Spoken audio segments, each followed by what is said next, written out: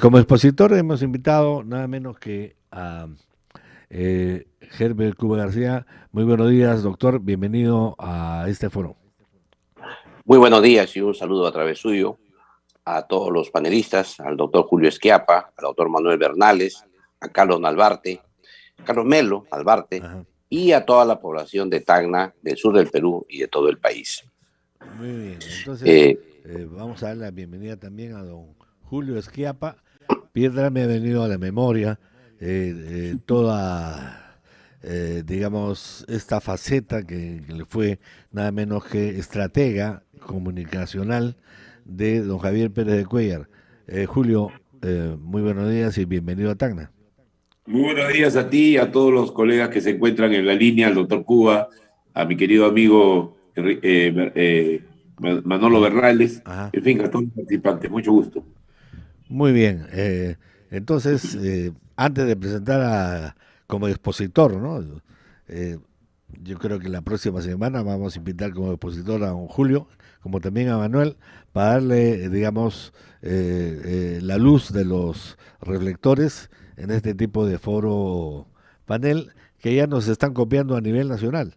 Yo había tenido la experiencia de hacer foros paneles, pero presencialmente.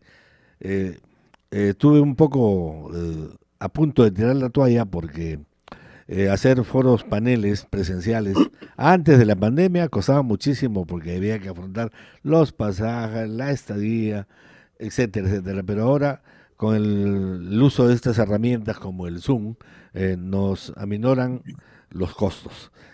Pero tenemos la misma penetrabilidad ya que utilizar la radio también como herramienta se llega a más público. Antes, aquí en Tacna yo tenía lo máximo, 500 asistentes en, diríamos, los escenarios más adecuados, pero ahora a través de la radio y la televisión y la plataforma llegamos cerca, más allá de los 15.000.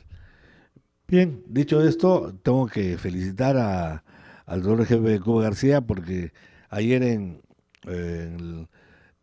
la red de comunicación regional, ¿no? RCR Perú tuvo una brillante participación. Bueno, a mí me convenció plenamente de sus planteamientos.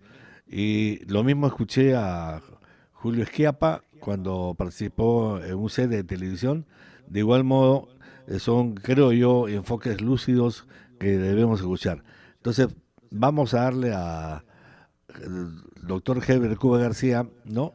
Claro, RCR le dio una hora, ¿no? Ahora nosotros, para comenzar, le pido su capacidad de síntesis, doctor Heber Cuba García, en este tema que se llama ¿y ahora cuál es el destino del Perú? Doctor, ¿cuál es el destino del Perú? Y le doy, bueno, unos 5 minutos para que usted pueda disertar. Vuelvo a repetir, apelo a su capacidad de síntesis. Eh, Está hackeado, como dice la prensa concentrada, el presidente Castillo está inspirándose a través de la demostración que se hizo ayer en el Pentagonito, en el cuartel general, un golpe de Estado con las fuerzas militares. Volveremos a Velasco, como dicen algunos. Eh, Hizo un enfoque integral de lo que es eh, salud, o se olvidó de varios puntos. Y finalmente, o hay otras preguntas, ¿no? En el sentido de señalar, por ejemplo, que Castillo está en contra de la libertad de prensa, ¿no? Ojalá que tengamos la oportunidad de poder enfocar este tipo de asedio que detiene la ultraderecha y la ultraizquierda, ¿no? En la base, que es un sitio eh, de internet de que se genera desde España, y ahí tenemos también a una de las destacadas analistas del mundo, de origen ruso ella, que trabajaba antes en RT, que es la cadena rusa, Inna Afinogenova, ¿no? Sobre el tema de cómo se han utilizado lo que se llama lawfare, que es una mezcla de guerra, utilizando, digamos, los principios jurídicos. Plantea la pregunta, doctor GBQ García, adelante entonces con este tema, con este foro. Mire, creo que el reto y las preguntas que usted ha hecho son sumamente complejas. De por sí, cada uno de los temas que usted ha señalado requieren un abordaje amplio y profundo. Sin embargo, quiero referirme a 5 aspectos aquí. Voy a referirme a la relación que tiene el gobierno con las Fuerzas Armadas. En segundo lugar, el tema de la Fiscalía, que creo que es importante en esta circunstancia. Tercero, cómo va el Poder Legislativo, el Poder Ejecutivo y cuál sería en este escenario el proceso de gobernabilidad en el país. En primer lugar, hay que señalar que la nota mayor que se ha tenido aquí es que cuando ocurrió el secuestro del periodista en Chota por parte de los ronderos, las Fuerzas Armadas emitieron un comunicado sumamente contundente, en el cual señalaban claramente que ellos defendían la institucionalidad democrática y la constitución política. Eso fue un enorme llamado de atención al gobierno en ese momento, que quería profundizar este proceso de las rondas campesinas, que las había inclusive introducido como si estas fueran comunidades originarias y nativas, distorsionando el rol que éstas tienen. ¿Aló? ¿Sí? Distorsionando el rol que tienen las rondas campesinas y el rol que tienen las comunidades nativas originarias, que a tal punto que las propias comunidades nativas se han expresado negativamente ante esa incorporación, porque como es natural, las invisibiliza una vez más, porque ellos tienen ciertas prerrogativas y derechos que les compete por ser comunidades que están antes, inclusive, de la venida de los españoles al país. Este tema es sumamente importante para comprender luego lo que ha pasado en el Pentagonito, porque ha salido algunos sectores a señalar que las Fuerzas Armadas han hecho un consoliábulo al interior del Pentagonito para poner en riesgo la estabilidad democrática del país. Pero ese creo yo exactamente lo contrario. Lo que ha ocurrido ahí es que las Fuerzas Armadas le han hecho ver con mucha claridad al presidente cuáles son los márgenes constitucionales en el cual tiene que moverse. Este es una primera tema que quiero aportar y que espero que el debate pueda enriquecer o quizá desvirtuar esta hipótesis. El segundo tema que quiero señalar es el tema de la Fiscalía. No cabe ninguna duda de que la Fiscalía ha jugado un rol protagónico en los últimos 15 días, a tal punto que muchos han señalado que esto ya sería el jaque mate del presidente de la República, porque ya estaría lista el proceso para poder organizar o bien la acusación del presidente o bien la vacancia presidencial. Y esto es probable que continúe porque hay un hilo de la madeja que se ha jalado y el proceso y los dimes y diretes de los políticos continuarán en base a esto, pero el impacto que pueda tener en la política nacional no es de mayor relevancia, porque como vamos a ver luego, esto tiene que tener una repercusión dentro del Congreso. Este tema debería haber tenido un correlato en la calle. Si bien es cierto, el día previo, el día 27, hubo una marcha de apoyo al presidente Castillo, y el día 28 mismo hubo otra marcha en contra del presidente Castillo, ambas marchas no tuvieron mayor relevancia política porque no fueron masivas y tampoco, y fueron siempre más de los mismos. Y no se ha incorporado a los grandes sectores de las provincias, ni tampoco ha sido en Lima una marcha masiva. Lo que sí se ha visto es que la calle, como se dice, del punto de vista político, está fría. no ha habido en este periodo un calentamiento o una confluencia de fuerzas que pueda llevar a o defender al presidente o al contrario a defenestrarlo. En este caso concreto hay que señalar que el gobierno ha tenido una serie de estrategias que vamos a ver cuando veamos lo del gobierno, que ha motivado de que esto sea así. El otro tema que se ha visto es el tema del Congreso de la República. Y aquí todos se han dado cuenta que, tal como lo hemos señalado nosotros en reiteradas oportunidades, las fuerzas de izquierda son una fuerza poderosa dentro del Congreso. La división de Perú Libre en 4 sectores no era sino una estrategia dentro del Congreso para poder tener más representantes en las comisiones o tener comisiones clave que les permita tener un mayor impacto en las sesiones de gobierno. Ajá. Y por otro lado, que dentro de otros partidos políticos han entrado gente de izquierda. Esto ha ocurrido en el Partido de Acción Popular, que se pueden contar hasta 9 congresistas que forman parte de un bloque ideológicamente de izquierda. El voto ideológico, ¿no? Sí, el bloque ideológico, no, que quieren asamblea constituyente, que quieren reformar el capítulo económico de la Constitución política, que quieren cambiar la forma en el Estado. Y por otro lado, estos 9 suman a los 37 que ya se tenía, más los 5 que tiene Juntos por el Perú. Ya tenemos una cifra, ¿no? Y además tenemos también, para el caso de la vacancia en concreto, 3 congresistas del Partido Morado, que en este caso se abstienen en la mayoría de las veces, pero que en el caso de la vacancia se oponen. Y por otro lado, algunos congresistas que han salido del grupo de la derecha.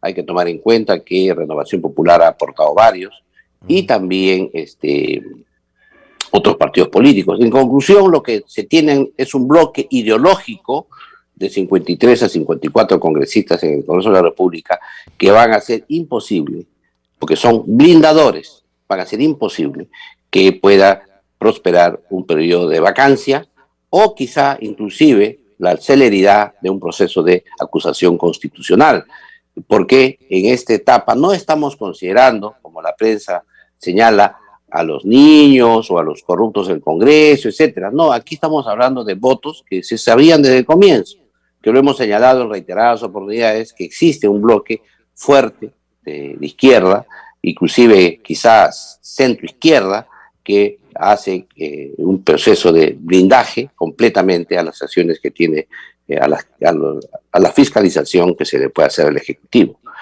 Y por otro lado tenemos también a un presidente de la República que ha trabajado arduamente en hacer estos procesos descentralizados, ha dado normas muy importantes les ha hecho un guiño fuerte a los sindicatos con el decreto supremo 014 de las negociaciones colectivas, ha dado normas también de mejorar, digamos, la relación que tienen ellos en sus gremios, y ahí en estas circunstancias se inscribe el discurso presidencial, que ha sido una herramienta importante para señalar 2 cosas importantes. Primero, un giro estratégico en su gestión, es lo que podríamos llamar un recodo en el camino. Es decir, ya señaló en su discurso en la primera parte que ya presentó la Asamblea Constituyente y ha sido archivada, sí, y no hay en estos momentos las condiciones estratégicas,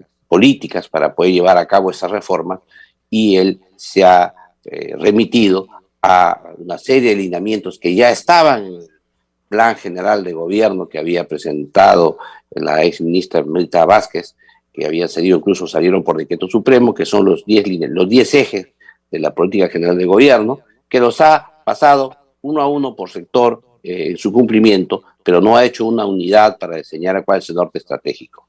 Y el objetivo central del discurso era, en primer lugar, polarizar con los grupos que lo habían atacado permanentemente, polarizar con los grupos empresariales importantes, los monopolios, polarizar con la prensa, que según el presidente lo han acosado desde incluso antes de asumir el gobierno, Y en segundo lugar, victimizarse. Es decir, señor, somos víctimas de una persecución, no nos dejan gobernar y en consecuencia aquí estamos.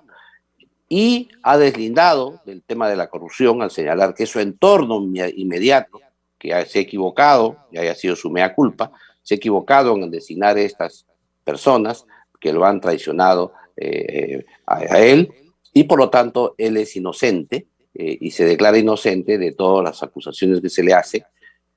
Sin embargo, felicita en este acápite de la Fiscalía que está haciendo su trabajo. En consecuencia, ha habido una polarización política para que sus seguidores se den cuenta en qué escenario nos encontramos. Segundo, se ha victimizado. Y tercero, en su plan de gobierno ha señalado que hay un recodo en el camino y que en estas circunstancias hay un giro estratégico inicial que hace que se ampare en los lineamientos y en los principios que tiene la Constitución política.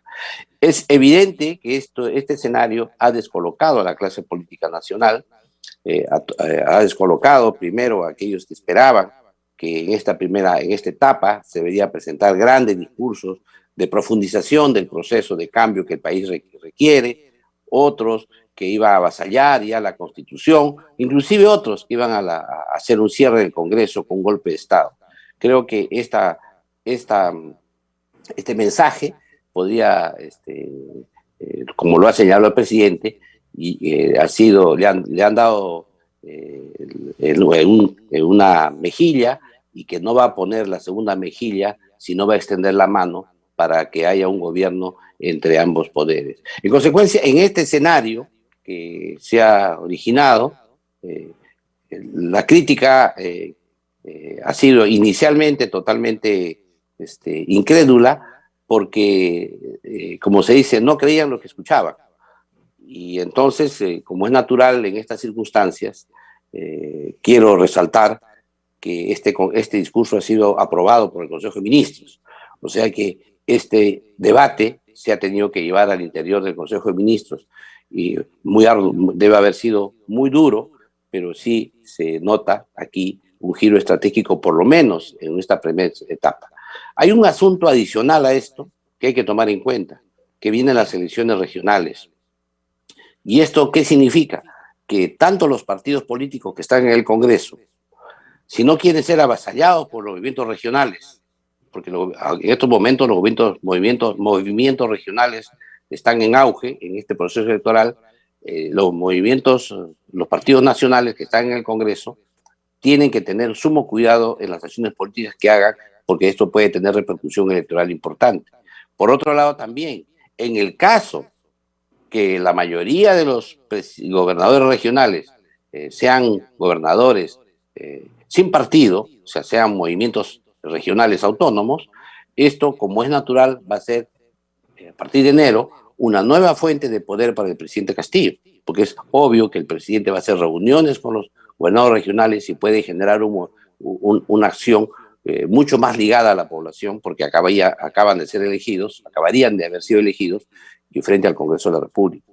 Por eso es que los partidos políticos que están en el Congreso de la República van a tener un periodo, creo, de pausa por lo menos hasta octubre, con la finalidad de poder enfrentar al gobierno. El gobierno hace lo propio, o sea que es una tregua que va a estar en este proceso, y además el gobierno les ha dado un mensaje que no lo saca de sus casillas, y podrán decir que ha sido tedioso, largo, que ha pasado por alto muchos aspectos, pero el tema político central ha sido este mensaje conciliador, y que va a respetar la Constitución, el capítulo económico de la Constitución que tantos debate. A este punto ha sido que inclusive algunos dirigentes del partido de izquierda, como el secretario general de Perú Libre, ha señalado que se han arreado banderas, o otros partidos que dicen que ya se abandonó, o algunos comentaristas últimamente, el día de hoy concretamente, que ya comienzan a decir, oiga, ¿qué pasó con el cambio? ¿Qué ha pasado? Yo creo que se han dado cuenta tardíamente, porque este tema, como usted sabe, don Oscar, nosotros lo hemos expresado el mismo día 28 de julio, apenas concluyó el mensaje. este giro estratégico que se ha tomado, que va a ser una tregua, no sabemos el tiempo, no sabemos cómo irán los procesos judiciales, no sabemos cómo irá este combo que hemos analizado, que creo que puede ser determinante para el futuro del país.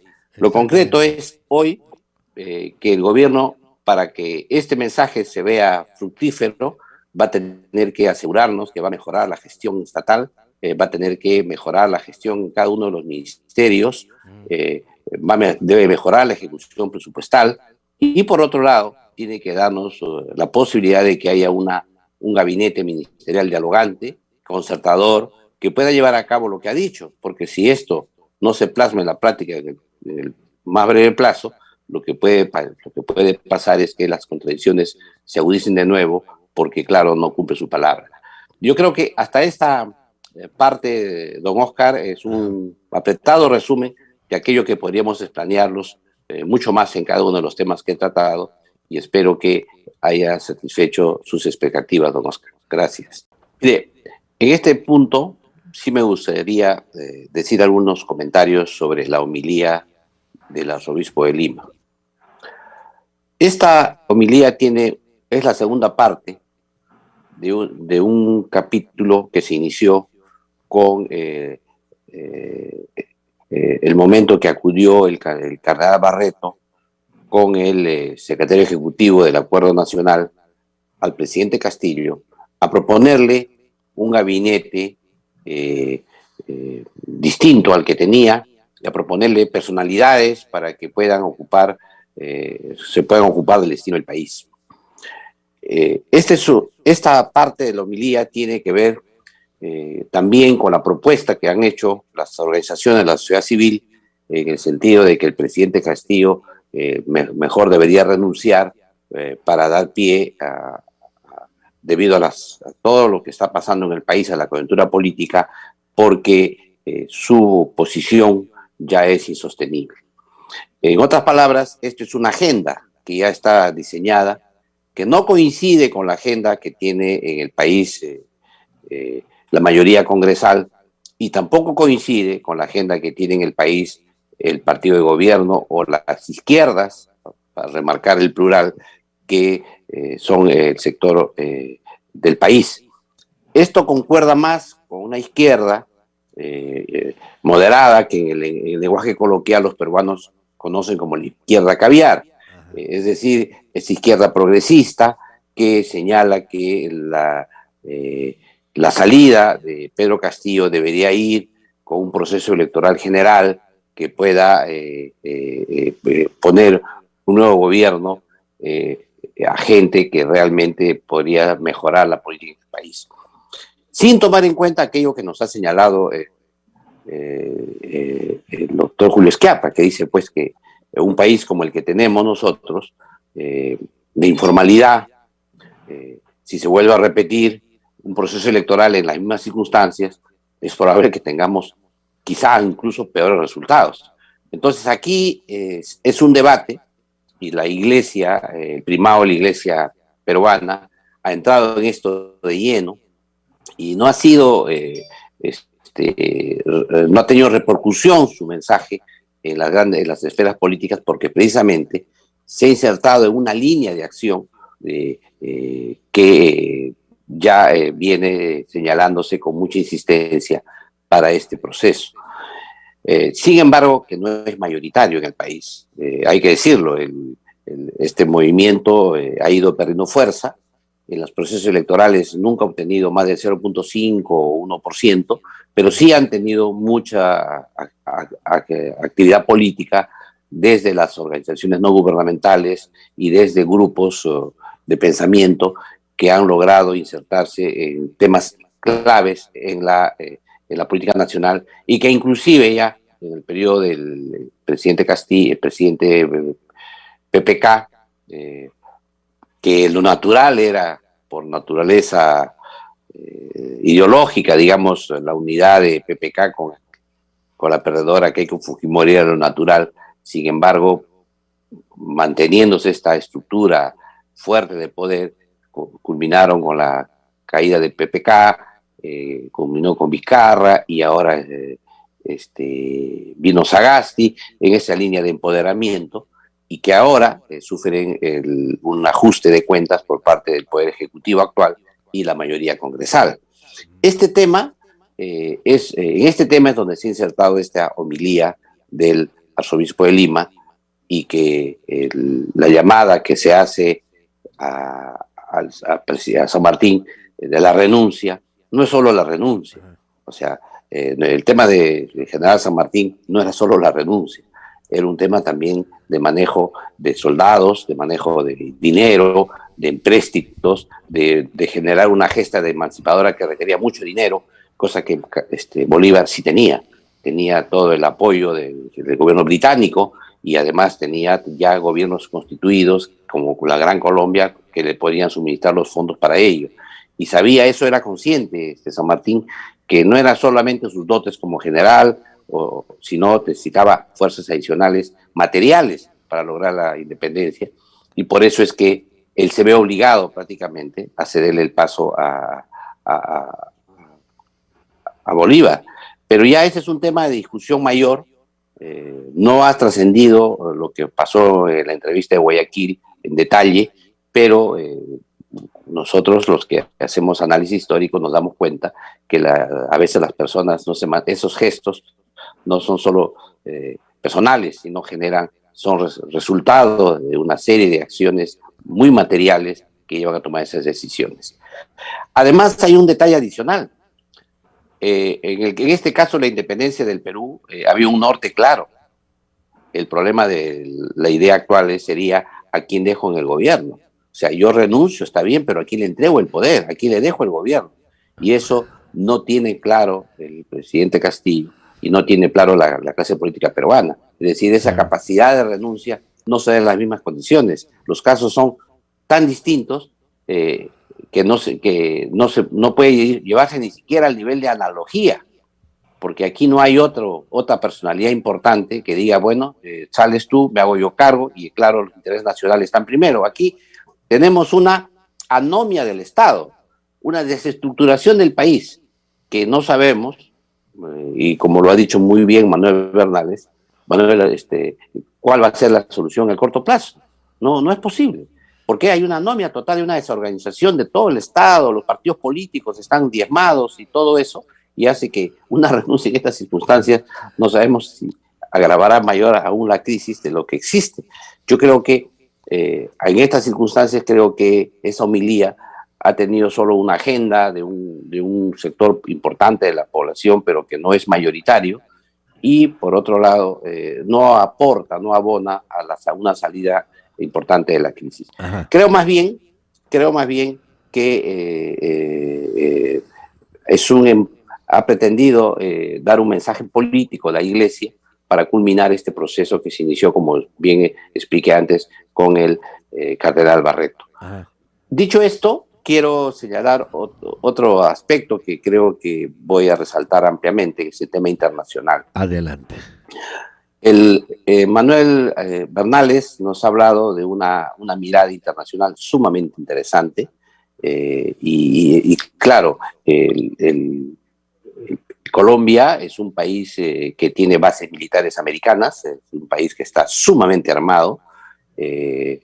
Segundo lugar, Colombia es un país que es aliado estratégico de los Estados Unidos, y tercero, es un país ahora invitado de la OTAN, que como todos sabemos es el brazo expansivo que tienen en estos momentos los países de Occidente. Con esa mirada, en Colombia ha habido una elección con un nuevo presidente, que es un movimiento progresista, que es Petro, que ha logrado aglutinar también a la izquierda colombiana, y en consecuencia Colombia va a ingresar en un momento probablemente de aguda confrontación política, porque va a ser muy complicado que Petro pueda resolver los problemas que quiere Colombia, o por lo menos resolver los históricos problemas que tiene internos de violencia, de problemas con las comunidades nativas, con los líderes de estas comunidades, la enorme desigualdad social que tiene Colombia, etcétera. En el corto plazo eso va a ser un enorme problema. Es probable que esta este gobierno de Petro, que tiene tantas expectativas a la sociedad colombiana, genera al interior de su país una enorme controversia que quizá debido a los poderes de facto que hay muy poderosos en Colombia y también a los poderes informales e ilegales que tiene Colombia, hagan que Colombia en estos momentos no pueda todavía irradiar una fuerza hacia el exterior, como sí lo hizo en su momento Venezuela, o como sí lo ha hecho Evo Morales en Bolivia, o como lo hizo Lula en el Perú y en otros países de América Latina. El segundo aspecto es que efectivamente Chile es un referente para el Perú después de la guerra con Chile, de la guerra del Pacífico que tuvimos, o la guerra del Salitre, como también debería ser llamada. Tuvimos ahí una seria hegemonía de pensamiento chileno en el Perú, una gran influencia siempre en la política peruana, y lo ha referido muy bien Manuel Bernales al explicarnos que lo que ocurra en Chile, en esta asamblea, en esta votación que va a haber para aprobar la constitución emanada de la convención constituyente, esto puede tener una enorme repercusión en el país. En Perú, eso no cabe ni la menor duda, va a ser una influencia decisiva, a tal punto que uno de los aspectos que ya se resaltan en el debate político peruano tiene que ver con los aspectos clave que tiene esta constitución chilena, que en el Perú ya se le ve como unos problemas para una futura constituyente nuestra. El otro aspecto que hay que señalar aquí es que efectivamente a raíz de este conflicto, esta guerra entre Rusia y Ucrania, que es una guerra mundial con teatro de operaciones en Ucrania, como ya lo hemos dicho en este espacio varias veces, hay que señalar que ahí se ha generado ahora dos posiciones muy antagónicas en el mundo, que tiene que ver con el mundo unipolar, que había emanado después de la caída de la Unión Soviética y del grupo y del muro de Berlín, con ahora el mundo multipolar, que ya se venía manejando desde la esfera ideológica en los países europeos, con el multiculturalismo en los países, pero que ahora ya se expresa en el mundo político a raíz de esta guerra con China, Rusia y otros países que van formando algún nivel de coherencia o de cohesión en América. Entonces ahí se forman dos bloques, y ahí en este espacio de dos bloques podría dar lugar a un nuevo alineamiento, como lo ha expresado Manuel Bernales también en la conversación anterior, y esto la Cancillería no ha definido, porque además recordemos que en el año 2006, cuando vino el expresidente George Bush a Perú, el presidente Toledo con el presidente George Bush firmaron un tratado de que somos ahora un país aliado de los Estados Unidos. Dejamos de ser el año 2006 la doctrina del no alineamiento que tenía el Perú para ser aliado de los Estados Unidos en el gobierno de Alejandro Toledo. En consecuencia, desde ese momento hasta la fecha, lo que tenemos es que Perú es un aliado de los Estados Unidos, no de la importancia que tiene Colombia, sin embargo, un aliado importante de los Estados Unidos. Y en consecuencia, la Cancillería no ha puesto en debate, no hemos discutido, no se ha visto este detalle, cuál va a ser la posición en este nuevo escenario que tiene el Perú. Sabemos perfectamente que cuando se ha presentado el expresidente Castillo en la última reunión de la OEA, lo que ha dicho es América para los americanos. Con toda claridad lo que les ha dicho a los americanos, nosotros nos ratificamos en la alianza que tiene Perú con los Estados Unidos. Sin embargo, y aquí con esto quiero cerrar el tema internacional, creo que el debate no se ha puesto al día. Hay una ventaja que tiene el gobierno, es que la Comisión de Relaciones Exteriores del Congreso de la República la tiene el fujimorismo, y en consecuencia se mantiene ahí muy férreo la custodia de estos pactos que tiene el Perú con los Estados Unidos. En consecuencia, yo creo que esta discusión de cómo hacemos con un mundo global, un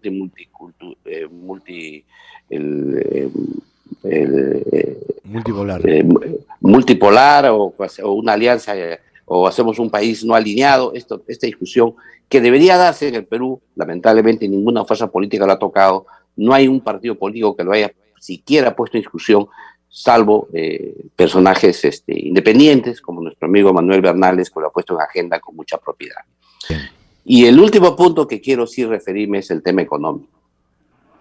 Aquí en el tema económico tenemos que señalar que en el mundo existen tres grandes problemas enormes que tienen una enorme influencia en el país. Uno de ellos es la crisis alimentaria, a raíz de de la pandemia primero, pero en segundo lugar, de esta guerra mundial económica que vivimos ahora, con el tema de los granos, la alimentación, los abonos, todas esas cosas. El segundo aspecto es la crisis energética que vivimos, que es enorme, que nos está trayendo serias repercusiones en el país. Y la tercera es la crisis migratoria. Esto es importantísimo tomar en cuenta. Y esta crisis migratoria trae no solamente ventajas, porque claro, cuando las crisis migratorias son de sectores intermedios hacia arriba e ilustrados económicamente, es bienvenida. Pero cuando migra la población más pobre, la población que no tiene que comer en sus lugares de origen, que van en busca de comida al otro lado, es cuando se genera una enorme debacle internacional. Y este tema es tan complicado que está trayendo serias consecuencias a los países del primer mundo, que trae a su vez inmediatamente en espejo pero los aspectos más negativos inclusive para los países del tercer mundo. Lo hemos vivido nosotros en el Perú, este tema, y lo vive Chile, quizá con mayor agudeza que nosotros, lo ha vivido Colombia, lo vive Ecuador, y por qué no decirlo, los países del Oriente Medio que han fluido hacia Europa, y ahora Ucrania hacia Europa, y es todo donde hay esos conflictos se genera este nivel de migración mundial, y que todo esto tiene una enorme repercusión en la economía nacional en el Perú. Y estos temas externos deberían generar un aterrizaje para abordarlos al nivel interno. Pero, como es natural, el discurso del presidente no ha dicho absolutamente nada sobre ninguno de estos temas, y en consecuencia, el triunfalismo de decir hemos crecido más que los países de la región, no ha habido ningún aporte, cómo va a abordar cada uno de estos aspectos, no existe. Bueno. Y en el tema de la salud, que es lo que a mí me duele, realmente sí, ha sido peor, ¿no? Porque ahí en el tema de la salud, que es prácticamente ya el resultado final, porque es una política pública, una política social, el tema ha sido terrible. Nosotros hemos tenido en primer lugar, y hay que tomar en cuenta el contexto, en qué momento se dio el mensaje presidencial, es que el presupuesto del año 2021, ¿no es cierto?, fue un presupuesto de casi 32.000 millones de soles para la salud. El presupuesto del año 2022 fue solamente de 22.500 millones de soles, es decir, ya teníamos nosotros 10.000 millones de soles menos presupuestados. Ya. Luego a la fecha, tenemos una ejecución presupuestal del sector salud del 30%. O sea que encima que tenemos poco dinero, encima se ejecuta en una cantidad muy baja. Y tercer punto, había una serie de procesos de cambio que debería realizar el Perú para lograr, no el aseguramiento, que es la demagogia, que significa que a cada uno le dan su carnet o su póliza en el bolsillo y le dice, tú ya estás asegurado. Ya, pues estoy asegurado, pero ¿quién me atiende si no hay médicos? No dijo nada. ¿Quién me atiende si no hay centro de salud? No hay oferta de servicios. Lo que se quiere son ofertas de servicios, lo que requiere el país. El aseguramiento es una demagogia. Te dicen, el 99% de los peruanos ya tienen un seguro. Sí, pero ¿para qué me sirve? El problema es la oferta de servicios, que es lo que el país necesita, es la gran brecha. Bueno, en eso no ha dicho nada. Y todo lo que ha reiterado en los hospitales, que ha dicho el de San Juan de Lurigancho, el de Lorena de Cusco, el de Sergio Bernales de Comas, y todos ellos ya son proyectos anteriores que se vienen, por ejemplo, hay una ley inclusive de creación del hospital de San Juan de Lurigancho, ¿no?, que se dio el año 2016 y que es la que viene progresivamente con estudios para hacer la prefactibilidad de este hospital. Sergio Bernales ya está construido, lo que le falta solamente es el equipamiento especializado. El caso de Lorena de Cusco es el símbolo de la corrupción que hubo en el gobierno del presidente Humala, en Cusco. Y esto... y el de Tacna.